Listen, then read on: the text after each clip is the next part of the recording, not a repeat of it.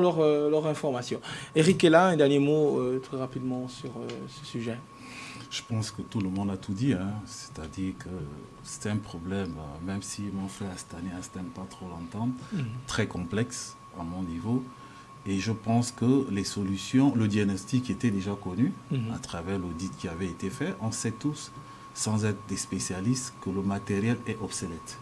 Ça, et c'est pour cela qu'il y avait une solution provisoire qui avait été trouvée à travers ce bateau turc.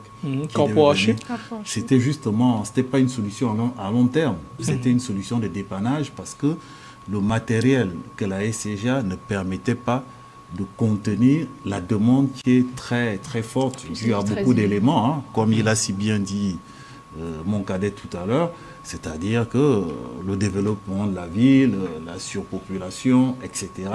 Donc le matériel étant déjà... Sans oublier la dette importante que la SCG... C'est pourquoi je parle de complexité, parce que dans la SCG, il y a beaucoup de choses. Il y a le matériel obsolète, il y a une mafia qui a... Le management, tout ça.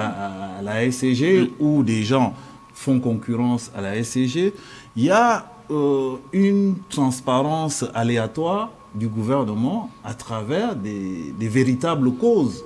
Parce que quand le ministre sort nous dire qu'il y a sabotage, il faut nous expliquer qui sabote et dans quelle intention. Vous comprenez?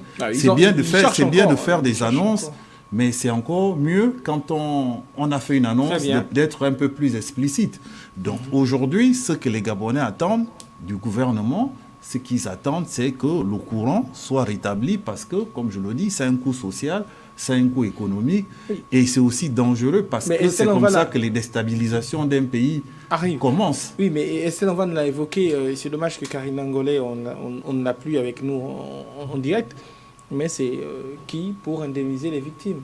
Oui, c'est pour ça que je parle de complexité, parce qu'il y a l'indemnisation, il y a beaucoup de choses, il y a la mafia qui est à l'intérieur. Et ces personnes, on parle très peu. Il y a la posture du gouvernement qui nous annonce sabotage, après qui nous annonce un problème de management, qui nous annonce un problème de surpopulation de directeurs, qui nous annonce que les gens volent 5 000 dans leur poche. Cette question avait été réglée par Wissouto Emila. Je me rappelle qu'à un temps, il parlait de trop de DG, trop de ceci, et que normalement, il devait régler ça. Ça remonte à... Bon, moi, je vous avoue que je suis perdu dans tout cela. Parce que le gouvernement provisoire a travaillé, le président lui-même a reçu les cas de la SCG, a reçu tout le monde.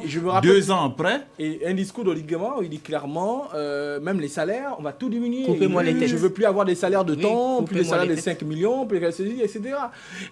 Mais ce qui est sûr, c'est qu'il y a quand même une grosse pression autour d'Oligama, il faut le reconnaître. Hein. C'est un dossier complexe, comme tu as dit. Non, mais il a un caillou dans la chaussure. La SCG était un caillou dans la chaussure, surtout que le président nous a annoncé que sa priorité, c'était l'eau et le courant. L'industrialisation, pour faire l'industrialisation, la transformation. Il faut l'énergie. Là, il faut de l'énergie, hein, pas l'énergie domestique, mais l'énergie en quantité. Donc, merci, moi, je suis perdu dans tout ce qui se dit. Tout ce que nous espérons, c'est que la situation sera rétablie dans notre intérêt commun.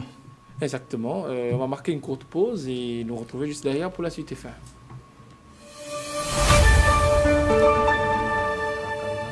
Ils m'ont signalé qu'elle n'était plus connectée. Lorsque la résistivité du sol est importante, pour améliorer notre prise de terre, nous avons traditionnellement des méthodes